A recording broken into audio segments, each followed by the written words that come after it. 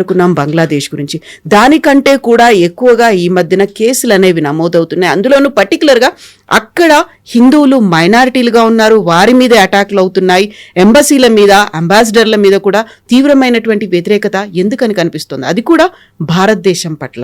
Basically Bangladesh ఒక Pakistan version 2.0గా తయారవుతున్నారు. నేను ఇది డెలిబరేట్గా చెప్తున్నాను, ఎందుకంటే పాకిస్తాన్ ఒక రిలీజియస్ థియోక్రాటిక్ స్టేట్ అంటారు ఇంగ్లీష్లో, ఆఫ్ఘనిస్తాన్ లాగా. ఆఫ్ఘనిస్తాన్ ఇంకొక చాలా ముందుకు వెళ్ళిపోయింది అనుకోండి. కంప్లీట్లీ బుర్కా, మహిళలు బయట వెళ్ళకూడదు, చదువుకోకూడదు అన్నీ. పాకిస్తాన్ అక్కడ దాకా వచ్చి ఆగిపోయింది. దానికన్నా ముందు వాళ్ళు వెళ్ళలేకపోయారు, ఎందుకంటే పాకిస్తాన్ కంట్రోల్ చేస్తుంది ఆర్మీ. పాకిస్తాన్లో సివిలియన్ గవర్నమెంట్ అంతా పేరు అంతే. మన యాయా ఖాన్ టైం నుంచి ఇప్పుడు అసీం మునీర్ దాకా, నడుమిట్లో జియావుల్ హక్ కానివ్వండి, పర్వేజ్ ముషరఫ్ కానీ, వీళ్ళందరూ పరిపాలించినప్పుడు వాళ్ళ గవర్నమెంట్ నడిపించుకున్నారు వాళ్ళు. ఇప్పుడున్న పరిస్థితుల్లో కవిత గారు, ద మెయిన్ ప్రాబ్లం ఏంటంటే బంగ్లాదేశ్కి వాళ్ళకి పొలిటికల్ స్టెబిలిటీ లేదు వాళ్ళ దగ్గర. అది మీరు ఎప్పుడూ చూసుకుంటూ వస్తున్నారు. మనం బంగ్లాదేశ్ లిబరేషన్ నుంచి స్టార్ట్ చేద్దాం, ఎందుకంటే 47తో మనకి ఇప్పుడు సంబంధం లేదు. ఎందుకంటే 47 నుంచి 71 దాకా పాకిస్తాన్ ఉండేది, ఈస్ట్ పాకిస్తాన్ ఉండేది. కానీ 71లో జరిగిన యుద్ధంలో మనం ఏం చేసామంటే ముక్తి బాహిని అని చెప్పి ఒక టెర్రరిస్ట్ అని చెప్పాలి గెరిల్లా గ్రూప్ని ట్రైన్ చేసాం మనం బంగ్లాదేశ్లో. సివిలియన్స్ వాళ్ళకేం కావాలంటే పాకిస్తాన్ ఆర్మీని అక్కడ తరిమి కొట్టాలి, పాకిస్తాన్ ఆర్మీ అక్కడ ఉండకూడదని చెప్పి ఒక ఆర్మీని మనం తయారు చేసాం. మీకు గుర్తుంటుంది, Sam Manekshaw was leading the Indian army అప్పుడు. అండ్ ఆయన ఏమన్నారంటే నాకు 6 నెలలు కావాలి ట్రైనింగ్ ఇవ్వడానికి వీళ్ళకి. ఇదే ట్రైనింగ్ మనం ఇంకొకటి గ్రూప్ కూడా ఇచ్చాం, వాళ్ళ పేరు LTT, liberation tigers of Tamil Eelam, Sri Lanka కోసం. అప్పుడు చాలామంది అనుకున్నారు ఎల్టీటీ అంటే వాళ్ళే తయారై వచ్చారని. కాదు, నేను చెన్నైలో చదువుకుంటున్నప్పుడు 1983 to 86 IHM Chennai hotel management చేస్తున్నప్పుడు తరామణి నుంచి ఒక బకింగ్హామ్ కెనాల్ ఉంటుంది, దాన్ని క్రాస్ చేసి ఇటువైపు వస్తే ఇందిరానగర్ అని చెప్పి ఒక కాలనీ ఉంది అడయార్ సైడ్లో. అక్కడ ఒక ఇల్లు ఉండే, చాలా పెద్ద ఇల్లు. మేము దాని పక్క నుంచి బెసన్ నగర్కి నడుచుకుంటూ వెళ్ళిపోతున్నప్పుడు ఆర్మీ వాళ్ళు ఉంటారు బయటంతా. సో మేము అప్పుడు ఆలోచిస్తున్నాం, ఆర్మీ వాళ్ళు ఇక్కడేం చేస్తున్నారు, ఇతను పెద్ద కమాండర్ ఎవరైనా ఉంటున్నారు ఆర్మీది, లేకుంటే ఎవరైనా ఆర్మీ ఆఫీస్ అనుకున్నాను. తర్వాత మాకు తెలిసింది ఏంటంటే అది వేలుపిల్ల ప్రభాకర్ రెడ్డి ఇల్లు, అక్కడ ఉంచుకున్నారు ఆర్మీ, ఇండియన్ ఆర్మీ ఆయన్ని సేఫ్ హౌస్ లాగా. ఎందుకంటే అప్పుడు సిన్హాలీస్ మీద చాలా మటుకు కొలంబోలో తమిళనాడులో జరిగిన పాలిటిక్స్, వేలుపిల్ల ప్రభాకర్ని ఒక లీడర్గా పైకి వచ్చినారు. మనం ఆయన్ని సపోర్ట్ చేసాం, ట్రైనింగ్ ఇచ్చాం హిమాచల్ ప్రదేశ్లో, including the lady who committed the suicide bombing, Dhanu was trained in Himachal Pradesh. తర్వాత ఆమె సూసైడ్ బాంబర్గా తయారైంది. కానీ వేలుపిల్ల ప్రభాకర్ ఆయన ఇనీషియల్ బ్యాచ్, యాంటన్ బాలసింగం, వాళ్ళ మథ్య, వాళ్ళ ఇంటెలిజెన్స్ చీఫ్, వీళ్ళందరికీ ట్రైనింగ్ మనం హిమాచల్ ప్రదేశ్లో మన ఇండియన్ ఆర్మీ ఇచ్చారు. Of course Indian army on their own చేయరు, గవర్నమెంట్ నుంచి వచ్చిన పొలిటికల్ ఇన్స్ట్రక్షన్ ప్రకారం ఇందిరాగాంధీ గవర్నమెంట్ టైం నుంచి మొదలైంది, ఇది రాజీవ్ గాంధీ టైంలో ఎండ్ అయింది. నేను ఎందుకు చెప్తున్నానంటే ఒక ప్యారలల్ డ్రా చేస్తున్నాను, ఇటువైపు ముక్తి బాహిని, ఇటువైపు ఎల్టీటీ, ఇటువైపు సిన్హాలీస్ ప్రాబ్లం, ఇటువైపు భారతదేశం వ్యతిరేకత, అప్పుడు పాకిస్తాన్ వ్యతిరేకత. ఇది ప్యారలల్గా నడుస్తున్నప్పుడు మనకు తెలిసింది ఏం జరిగిందంటే ఎల్టీటీని ఒక టెర్రరిస్ట్ ఆర్గనైజేషన్గా మారిపోయారు. దాని తర్వాత వాళ్ళు చేసిన అత్యాచారాలు సపరేట్, రాజీవ్ గాంధీ హత్య, దానికన్నా ముందు అక్కడ ఇండియన్ పీస్ కీపింగ్ ఫోర్స్ వెళ్తే ఆల్మోస్ట్ 3,000 మంది ఇండియన్ సోల్జర్స్ చనిపోయారు. ఇటువైపు బంగ్లాదేశ్, ఇప్పుడు చాలామంది మన దగ్గర సోషల్ మీడియాలో వచ్చి డ్రాయింగ్ రూమ్ ఎక్స్పర్ట్స్ ఉన్నారు మన దగ్గర, బంగ్లాదేశీ మనం యుద్ధం చేయాలి కదా, మనం వెళ్ళి వాళ్ళని ధ్వంసం చేయాలి కదా అంటారు. ఎందుకు? నేను అడిగే ప్రశ్న ఎందుకు? లోకం చాలా మారిపోయింది. ఇప్పుడు ముందు ట్యాంకులు, తుపాకీలు తీసుకొని సోల్జర్స్ పరిగెత్తుకుంటూ అటువైపు వెళ్తున్నారు, ఫిజికల్గా కనిపించేది, ఫిజికల్ ఫైట్, బాహుబలి స్టైల్. ఇప్పుడు అది లేదు కదా. ఇప్పుడు now it's all about drones, technology, missiles అట్లా నడుస్తుంది. కానీ బంగ్లాదేశ్ వైపు మనం అది చేయక్కర్లేదు. ఒకటి మనం గుర్తుపెట్టుకోవాల్సిందంటే బంగ్లాదేశ్లో వాళ్ళకు మనం స్వాతంత్రం ఇచ్చినప్పుడు, వాళ్ళకు స్వాతంత్రం వచ్చింది కాదు, మనం స్వాతంత్రం 71లో ఇచ్చిన ఫ్రీడంలో ఆ టైంలో బహుశా అక్కడ ఒక 12% మంది హిందువులు ఉన్నారు. ఎగ్జాక్ట్ కౌంట్ ఇప్పుడు కూడా లేదు దాన్ని, we can take it as 12%. ఇప్పుడు అది 2-3% వచ్చేసింది. అది కూడా అక్కడ we don't have final figures మన దగ్గర. కానీ చాలా మటుకు ఇంక్లూడింగ్ ద మతువా కమ్యూనిటీ వాళ్ళు ఇటువైపు వెస్ట్ బెంగాల్కి వచ్చేసారు. అస్సాం వైపు చాలామంది వెళ్ళారు ఆ టైంలో 71 తర్వాత. ముక్తి బాహిని ఏం చేశారంటే, ముక్తి బాహిని ఒక టెర్రరిస్ట్ గ్రూప్గా తయారై, గెరిల్లా గ్రూప్గా తయారై పాకిస్తాన్ ఆర్మీని ఓడించడం మనకు చాలా హెల్ప్ చేశారు, ఇండియన్ ఆర్మీని.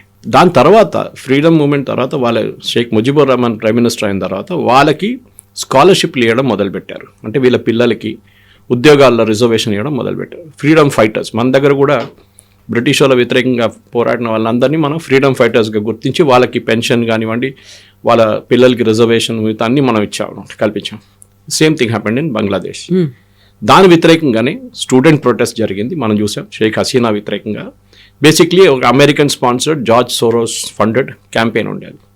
దాంట్లో వాళ్ళు ఏం చెప్పారంటే వీళ్ళకి రిజర్వేషన్ ఇవ్వకూడదు, వీళ్ళ రిజర్వేషన్ మొత్తం ఫినిష్ చేసేసేయాలి, ఎందుకంటే మాకు కూడా ఉద్యోగాలు కావాలి. అక్కడ ఉద్యోగాలు లేవు, అసలు ఏం లేదు అక్కడ. సో పాకిస్తాన్ వర్షన్ 2.0 దానికి చెప్పాను నేను. సో ఆ పరిస్థితిలో ఎందుకు ఇది హిస్టరీ చెప్తున్నా అంటే మనం ఇప్పుడు రిలేట్ చేయాల్సింది అక్కడి నుంచి. ఇప్పుడు జరుగుతున్న భారతదేశం వ్యతిరేకత జరుగుతున్న డెమాన్స్ట్రేషన్స్ మొత్తం జమైతా ఇస్లామీ వాళ్ళు నడిపిస్తున్నారు. దీంట్లో చాలా మట్టుకు పాకిస్తాన్ ISI చేయి కూడా ఉంది. ఎందుకంటే లాస్ట్ 6 నెలల్లో స్పెషల్లీ యూనిస్ వచ్చినప్పుడు అక్కడి నుంచి మనకు చూస్తున్నాం పాకిస్తాన్ ఆర్మీ ఇన్వాల్వ్మెంట్ చాలా పెరిగింది. అక్కడ ISI ప్రెజెన్స్ కూడా ఢాకాలో ఉందని చెప్పి మన ఇంటెలిజెన్స్ సోర్సెస్కి తెలిసిందే. అది మనం పబ్లిక్లో డిస్కస్ చేయలేం, కానీ ఉంది అక్కడ. పాకిస్తాన్ ఆర్మీ చాలా మట్టుకు వాళ్ళ రిసోర్సెస్ని తీసుకొచ్చి ఇక్కడ పెడుతున్నారు. వాళ్ళకి ఇప్పుడు కూడా 71 వార్లో వాళ్ళు సరెండర్ చేసింది ఇప్పుడు కూడా వాళ్ళు తట్టుకోలేకపోతున్నారు. దట్ వాజ్ అ లో పాయింట్ ఇన్ పాకిస్తాన్ ఆర్మీ అన్నమాట. ఎందుకంటే ఒక ఆర్మీ సరెండర్ చేయడం అనేది హిస్టరీలో చాలా తక్కువ. One of the biggest armies, ఆ టైంలో ఉన్న బిగ్గెస్ట్ ఆర్మీస్ పాకిస్తాన్ సరెండర్ చేశారు. 93,000 మంది ప్రిజనర్స్ ఆఫ్ వార్ని మనం తీసుకొని వాళ్ళ బట్టలు ఇప్పేసి అక్కడ నిలబడిపించి తీసిన ఫోటో ఇప్పుడు కూడా ఉంది మన దగ్గర. జనరల్ నియాజీ సైన్ చేస్తున్న ఒక డాక్యుమెంట్ ఢాకాలో. అది it's become very iconic picture. ఇప్పుడు ఇండియన్ ఆర్మీ హెడ్ క్వార్టర్స్ వెళ్తే అక్కడ కనిపిస్తుంది. ఈవెన్ ఇక్కడ మన ఆ సికింద్రాబాద్ ఆర్మీ ఏరియాలో కనిపిస్తుంది మీకు సేమ్. కానీ నేను ఎందుకు హిస్టరీ చెప్తున్నా అంటే బంగ్లాదేశ్ని ఎట్లా ట్యాకిల్ చేయాలని చాలామంది మాట్లాడుకుంటున్నారు. నేను చెప్పాను చూడండి, అందరికీ ఒక్కొక్క ఐడియాస్ ఉన్నాయి. ఒకరేమో యుద్ధం చేయాలి, అక్కడ వెళ్ళి వీళ్ళని అందరిని ఫినిష్ చేసేయాలని చెప్పి. నా పర్సనల్ ఒపీనియన్ అట్లా కాదు. బంగ్లాదేశ్ని మనం ఒక కప్పగా నీళ్ళు వేసే హాట్ వాటర్ వేసే కప్పగా చూసుకోవాలి. వేడి నీళ్ళు వేస్తే అది బయటికి దుంకేస్తుంది. అది కాకుండా చల్లనీళ్ళు వేసి మెల్లగా గ్యాస్ స్పీడ్ పెంచుకుంటూ పోతే డెఫినెట్గా ఒక టైంలో అది అవుట్ అయిపోతుంది. ఇదే మనం చేయాల్సింది. బంగ్లాదేశ్కి 3-4 మెయిన్ ఎక్స్పోర్ట్స్ ఉన్నాయి ప్రోడక్ట్స్. వాళ్ళు actually it's a failed state, Pakistan version అదే. కానీ ఇప్పుడు ఇక్కడ US కానివ్వండి, మిగతా దేశాలు చాలా మటుకు హెల్ప్ చేస్తున్నాయి. ఈవెన్ UK కూడా. సరే వాళ్ళు హెల్ప్ చేయండి, ప్రాబ్లం లేదు. వాళ్ళు వేస్తున్న డబ్బులు పోతేనే ఉంటుంది. అది వీళ్ళు స్విస్ బ్యాంక్ అకౌంట్లో వేసుకుంటారు, యూనిస్ కానీ ఎవరైనా కానీ, ఒకటి ఆర్మీ వాళ్ళని. కానీ బంగ్లాదేశ్ ఆర్మీ ప్రొఫెషనల్ ఆర్మీ ఒకటి, అది మనం అప్రిషియేట్ చేయాల్సింది. వాళ్ళు ఇవాళ దాకా సైడ్స్ ఎక్కడ తీసుకోలేదు వాళ్ళు, షేక్ హసీనా ఉన్నప్పుడు కానీ ఇప్పుడు కూడా కానీ. ఇప్పుడు మనం ఏం చేయాల్సింటే బంగ్లాదేశ్ 3 ఎక్స్పోర్ట్స్ ఫస్ట్ తీసుకుందాం. Top 3 exports. ఒకటి టెక్స్టైల్, నెక్స్ట్ జూట్, అండ్ మూడోది ఫిష్, హిల్సా. ఇక్కడ వచ్చేది మన వెస్ట్ బెంగాల్కి వచ్చేది. ఆ మూడోది పక్కన పెడదాం. ఫస్ట్ 2ని ట్యాకిల్ చేద్దాం. దాంట్లో first most important is textile. వీళ్ళ టెక్స్టైల్ ఎక్స్పోర్ట్స్ చాలా మటుకు వీళ్ళ ఎకానమీని ఉంచుకున్నారు.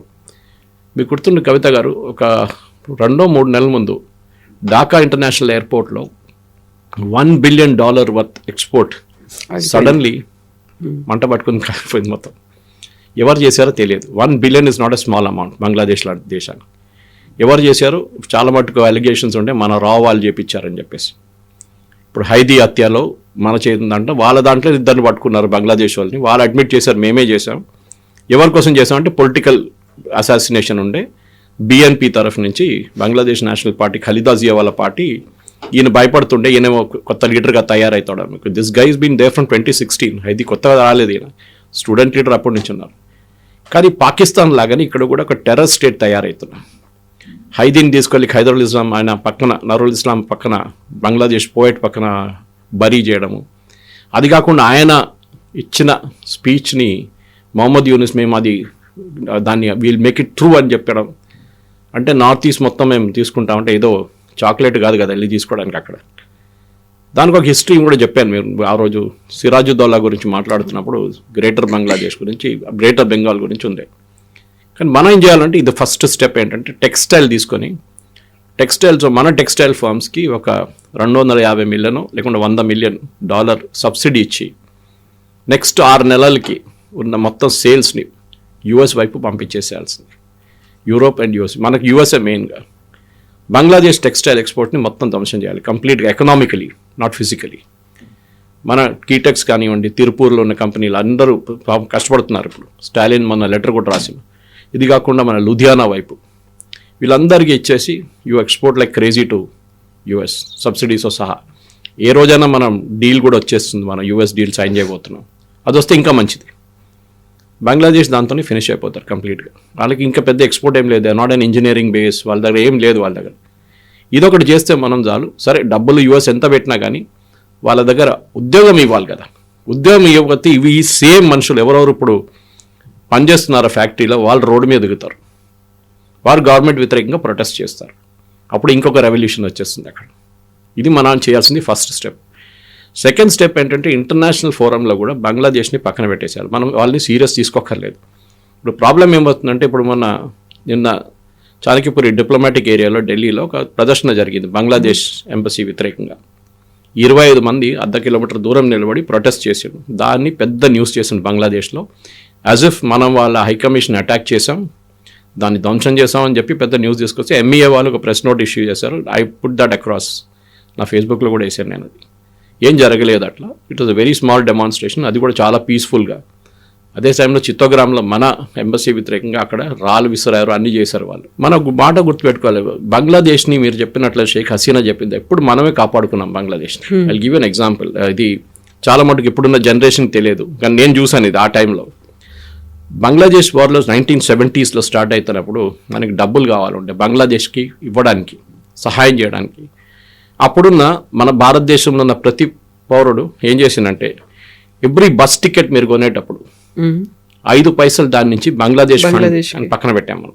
ఆలోచించండి, బస్ టికెట్ అంటే అందరూ ఎవరైనా కానివ్వండి, నార్మల్ పర్సన్ ట్రావెల్ చేస్తున్నప్పుడు బస్ టికెట్ కొంటున్నప్పుడు ఆ టైంలో కార్లు ఏం లేకుండే, ఊబర్ లేకుండే, ఓలా లేకుండే. సో 5 పైసలు దాని నుంచి ఎన్ని కోట్లు కలెక్ట్ అయిందో ఆలోచించండి. అది కాకుండా మనం సపరేట్ సినిమా హాల్లో 25 పైసలు ప్రతి టికెట్ మీద మనం బంగ్లాదేశ్ రిలీఫ్ ఫండ్కి పెట్టుకున్నాం. నెక్స్ట్ స్టాంప్ ఇష్యూ చేసి బంగ్లాదేశ్ స్టాంప్ కోసం మనం సపరేట్గా డబ్బులు పెట్టాం దానికి కూడా. ఇంత చేసిన బంగ్లాదేశ్ ఇప్పుడు మన వ్యతిరేకంగానే డెమాన్స్ట్రేషన్ చేస్తున్నారు, పోరాటం చేస్తున్నారు. దీన్ని ఒక ఇస్లామైజేషన్ ఆఫ్ బంగ్లాదేశ్ అని చెప్పొచ్చు. బంగ్లాదేశ్ చాలా మటుకు బంగాలీస్ అనగానే వాళ్ళు అంత ఫెనటిక్ కాదు పాకిస్తాన్ లాగా. కానీ పాకిస్తాన్ మనకు తెలిసింది, వై ఈస్ట్ పాకిస్తాన్ సపరేట్గా వెళ్ళిపోయింది, బంగ్లాదేశ్గా తయారైందంటే పాకిస్తాన్ జనరల్స్ అంటే టాప్ లెవెల్ మిలిటరీ ఆఫీసర్స్ అందరు చూసుకుంటే వీళ్ళందరూ పంజాబీస్. పాకిస్తాన్ వైపు నుంచి, పాకిస్తాన్ పంజాబ్ నుంచి వచ్చేట వాళ్ళందరూ, పర్వేజ్ ముషరఫ్ నుంచి అందరు. వీళ్ళేం చేశారంటే అక్కడ వెళ్ళి ఢాకాలో వెళ్ళి అక్కడ వెళ్ళి యూనివర్సిటీలో చాలా మటుకు వాళ్ళ పిల్లల్ని చంపేసినప్పుడు అక్కడ పెద్ద ప్రొటెస్ట్ నడిచింది ఆ టైంలో. ఇప్పుడు వర్షన్ 2.0లో కూడా అదే జరగబోతుంది. మనం స్లోగా మెల్లగా ఆడుకుని పోతే బంగ్లాదేశ్ వైపు ఇంకొక 6 నెలల్లో, ఎందుకంటే 2 మేజర్ ఈవెంట్స్ జరగబోతుంది బంగ్లాదేశ్లో. ఒకటి ఎలక్షన్, దాంట్లో ఒకటే major political party as of now BNP, Bangladesh national party. Sheikh Hasina party వాళ్ళైతే డిస్క్వాలిఫై అయిపోయారు. అది కాకుండా ఇటువైపు ఏమో ఇప్పుడు బిఎన్పిలో కూడా Khaleda Zia is critical ill, ఆమె ఉంటుందో లేదో తెలియదు, వాళ్ళ కొడుకు is now in charge of the party. అది కాకుండా ఒక రెఫరెండం మనం మాట్లాడాము అనుకుంటాను నేను, రెఫరెండం గురించి ఒక రెఫరెండం పెడుతున్నారు. దాంట్లో 12 పాయింట్స్ ఉన్నాయి. మీకు ఎట్లాంటి గవర్నమెంట్ కావాలి, అది ఇది, లోవర్ హౌస్, ప్రెసిడెంట్ ఎట్లా ఎలక్ట్ చేయాలి, పార్లమెంట్ పవర్స్ ఉంటుంది, ప్రైమ్ మినిస్టర్ పవర్, అన్నిటి చేసి మీకు ఎస్ అండ్ నో ఆప్షన్ ఇచ్చారు అంతే. ప్రతి ప్రశ్నకు కాదు, మొత్తం అన్ని 12 ప్రశ్నలకి ఒక ఎస్ అండ్ నో అని చెప్పాలి. మీకు 11 నచ్చవచ్చు, 12 నచ్చకపోతే కూడా మీరు కొట్టాల్సిందే. సో అదొక జరుగుతుంది. ఇది 2 జరగకపోతే then again Bangladesh will go back in to chaos.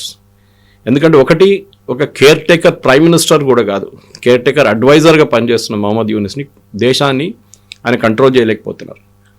అక్కడ బేసిక్లీ సిఐఏ వాళ్ళు, ఐఎస్ఏ వాళ్ళు ఆడుకుంటున్నారు. సిఐఏ వాళ్ళ గేమ్ సపరేట్. వాళ్ళకి చైనాని కంట్రోల్ చేయడానికి చైనా మీద ఉన్న లిజనింగ్ పోస్ట్గా బంగ్లాదేశ్ని వాడుకుంటున్నారు. ఎస్పెషల్లీ నార్దర్న్ బంగ్లాదేశ్ నుంచి అరుణాచల్ పైప్ నుంచి చైనా అక్కడి నుంచి నడిపిస్తున్న ఫ్లైట్లు అన్నీ ట్రాక్ చేయడానికి బంగ్లాదేశ్ని యూజ్ చేస్తున్నారు. సదర్న్ బంగ్లాదేశ్ నుంచి బే ఆఫ్ బెంగాల్ నుంచి మలకా స్ట్రేట్ నుంచి చైనీస్ షిప్స్ అక్కడిక్కడ తిరుగుతుంది, దాన్ని ట్రాక్ చేయడానికి చేస్తున్నారు. మనం బహుశా దీనికన్నా ముందు ఒక ఇంటర్వ్యూలో నేను చెప్పినాను, కోకో ఐలాండ్స్ గురించి మాట్లాడాలనుకుంటున్నాను. Coco Islands is also very important. అక్కడ చైనీస్ కూర్చున్నారు అక్కడ. ఇటువైపు మయన్మార్లో 2 పోస్టులు వీళ్ళు మన యూఎస్ మెయింటైన్ చేసుకుంటున్నారు.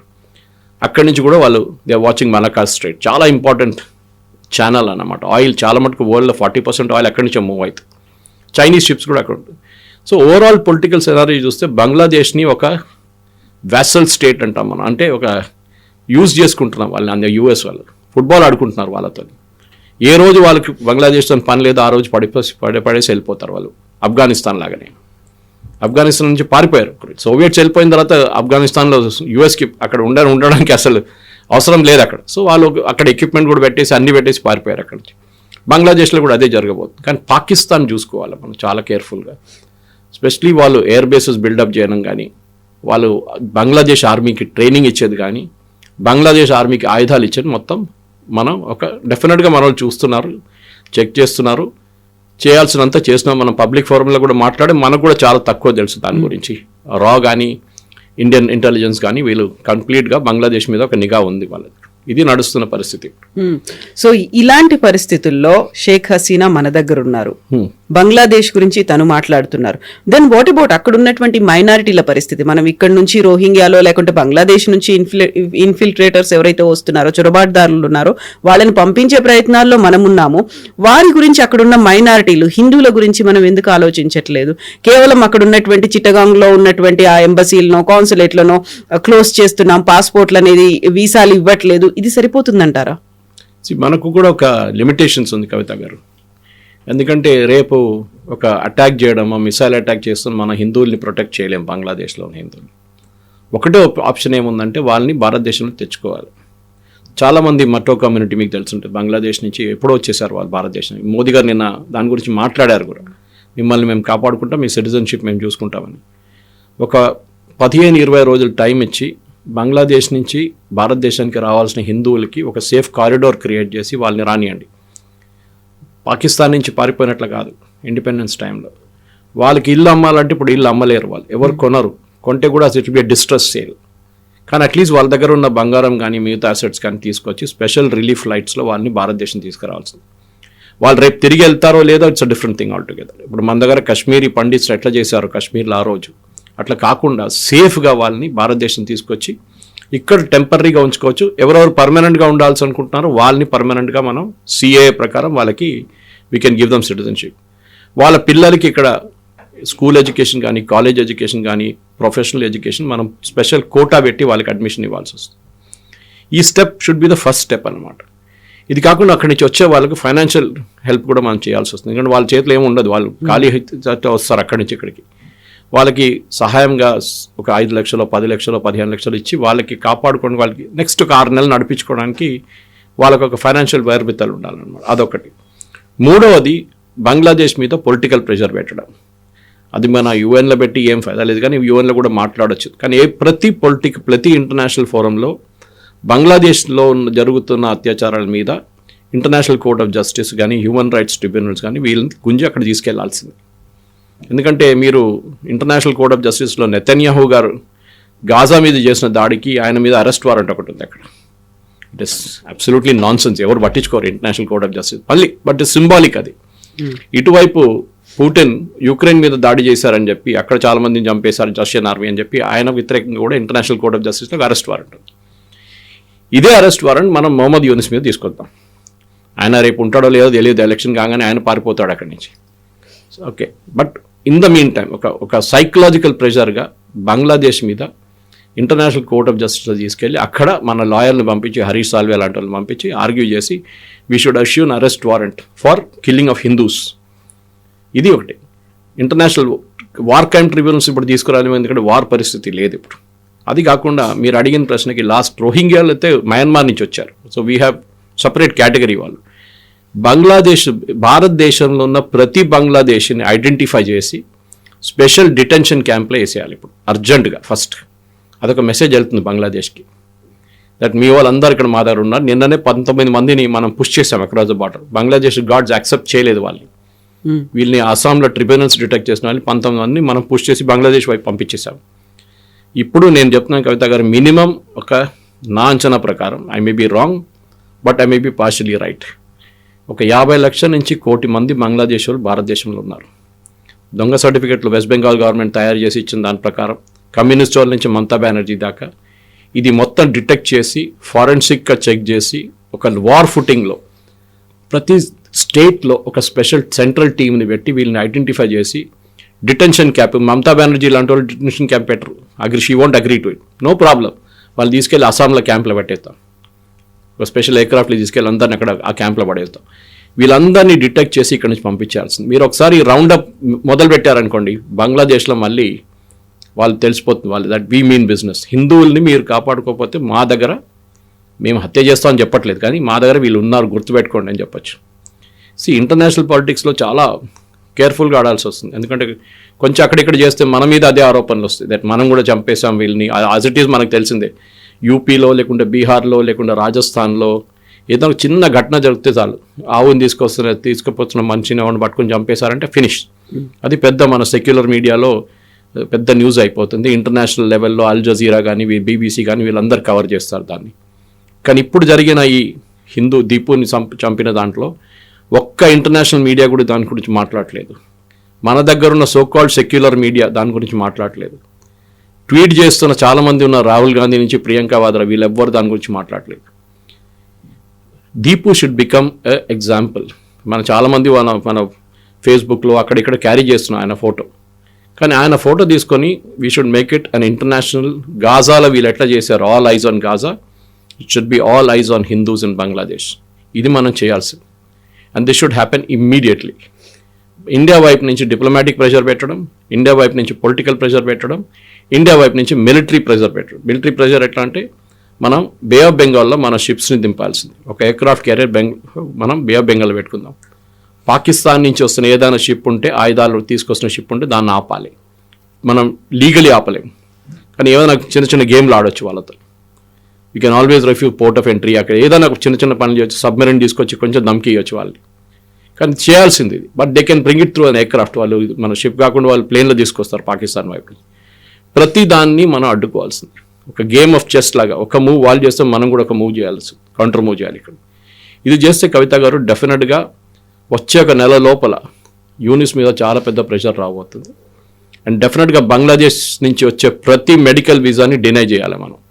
సరే, హ్యూమానిటేరియన్ కన్సిడరేషన్, పాపం చిన్న పాప, హార్ట్ ప్రాబ్లం, సారీ మీరు హైదీని సింగపూర్ పంపించారు కదా, మెడికల్ అంబులెన్స్ పెట్టి కోట్లు ఖర్చు చేసి, వీళ్ళని కూడా సింగపూర్ పంపించండి. లేకుండా మీకు ఉన్నారు కదా మిడిల్ ఈస్ట్లో చాలామంది ఇస్లామిక్ కంట్రీస్, అక్కడ పంపించండి ఆపరేషన్. భారతదేశంకి ఎందుకు వస్తున్నారు? Please take them there. We will not take any visa. చిటగాంగ్లో యాసిటీస్ బంద్ చేసేసాం మన ఎంబసీ అక్కడ.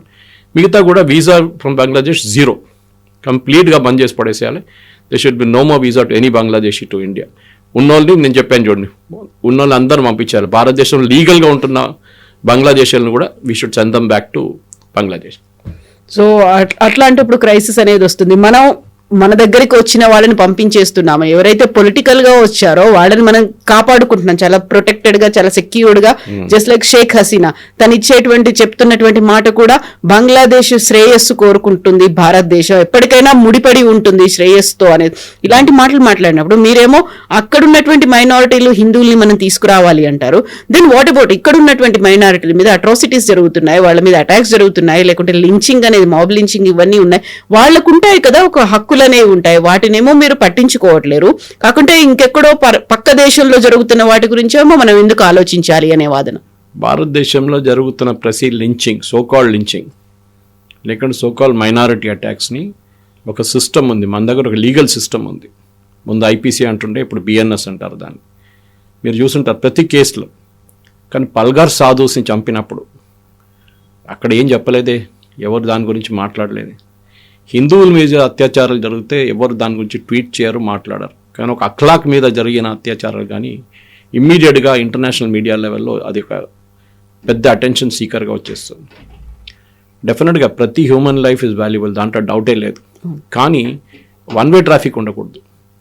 They should B traffic both ways. ఇది బంగ్లాదేశ్లో ఒకటి జరుగుతుంటే ఎవరు మాట్లాడలేదే. అల్ జజీరా కానీ, బీబీసీ కానీ, మిగతా సోకాల్డ్ ఇంటర్నేషనల్ ఛానల్స్ మన వైపు ఎందుకు వస్తున్నారు అందరూ? ఇక్కడున్న ప్రింట్ కానీ, స్క్రాల్ కానీ, క్వింట్ కానీ, లెఫ్టిస్ట్ మీడియాలు అందరూ ఉన్నారు. మొత్తం ఎంత రాస్తారు, పెద్ద పెద్ద రాస్తారు. అరుంధతి రాయ్ లాంటి వాళ్ళు ట్వీట్ చేస్తారు. ఇది it's two way traffic. International పాలిటిక్స్లో మీరు ఆలోచించండి, గాజా ప్రెషర్ ఎంత తట్టుకున్నారు ఇజ్రాయెల్ వాళ్ళు, వాళ్ళ మీద ఎంత ఆరోపణలు చేశారు, అక్కడ తీసుకెళ్లారు, ఇక్కడ తీసుకెళ్లారు, ఇంటర్నేషనల్ మీడియాలో కండమ్నేషన్, డైలీ మీరు ఇంతమంది మహిళలు చంపుతున్నారు, పిల్లలు చంపుతున్నారు అని చెప్పి. ఇజ్రాయెల్ డింట్ బాదర్, వాళ్ళకి అసలు మీరు ఏం కావాలని చేసుకోని చెప్పారు వాళ్ళు. ఇది కూడా అంతే, we should ensure that we should stand up to that treasure అన్నమాట. వాళ్ళు ఏమైనా చేసుకోనండి, వీ విల్ నాట్ అలౌ. భారతదేశం మన దగ్గర ఉన్న రైట్స్ మనం కాపాడుకోవాలి, మన ప్రజలు అక్కడ ఉన్న హిందువుల్ని. దానికోసం సిఏఏ తీసుకొచ్చినప్పుడు ఎందుకు వ్యతిరేకించారు కాంగ్రెస్ వాళ్ళు, కమ్యూనిస్ట్ వాళ్ళు, ముస్లిం లీగ్ వాళ్ళు, ఓబీసీ లాంటి వాళ్ళు ఎందుకు వ్యతిరేకిస్తారంటే అక్కడున్న హిందువులు అక్కడ జావనియండి అంటున్నారు వాళ్ళు. వాళ్ళు ఇక్కడ తీసుకురాకూడదు, ముస్లిం తీసుకురావాలంటే అక్కడ. అరే మనం వాళ్ళకి దేశం ఇచ్చారా నాయన, ఇచ్చిన తర్వాత మళ్ళీ మనం తీసుకురావాలని వాళ్ళని ఇక్కడ. అక్కడున్న హిందూ, జైన్స్, బుద్ధిస్ట్, క్రిస్టియన్స్, పార్సీస్ వీళ్ళు ఎవరు ఉంటే వాళ్ళని ఇక్కడ మనం భారతదేశం తీసుకొచ్చి we will give them citizenship. కానీ అది ఇమ్మీడియట్గా ఉండాలి, కోర్స్ బ్యాక్గ్రౌండ్ చెకింగ్ ఉండాలి దానికి. అదంతా అయిన తర్వాత సిటిజన్షిప్ ఇచ్చి నేను చెప్పిన సిరీస్ ఆఫ్ స్టెప్స్, ఎడ్యుకేషన్ నుంచి ఫైనాన్స్ కానీ మిగతా అన్ని ఇల్లు ఇవ్వడం అంతా చేయాల్సి వస్తుంది. మనం ఒక ఇంటర్నేషనల్ ఎగ్జాంపుల్ సెట్ చేయాలి. ఎందుకంటే హిందూ నేషన్ అని చెప్పుకున్న భారతదేశం, ఆర్ఎస్ఎస్ సర్చింగ్ చాలా నిన్న కూడా చెప్పారు, దానికి రెజల్యూషన్ అక్కర్లేదు, వీఆర్ ఆల్రెడీ హిందూ నేషన్ అని చెప్పేసి. చాలా మటుకు మన రెఫరెన్సెస్లో దాన్ని మాట్లాడుతుంది. హిందూ అనగానే it is not Hindu religion bites, Hindu way of life. Justice Venkatachaliah ఒక జడ్జ్మెంట్లో చెప్పారు సుప్రీంకోర్టులో, Hindutva is a way of life as different from Hindu అన్నమాట. Anyway that's a separate debate అన్నమాట. కనుక ఇస్లామిక్ నేషన్ని అలాగ తయారు చేస్తున్నారు బంగ్లాదేశ్ని.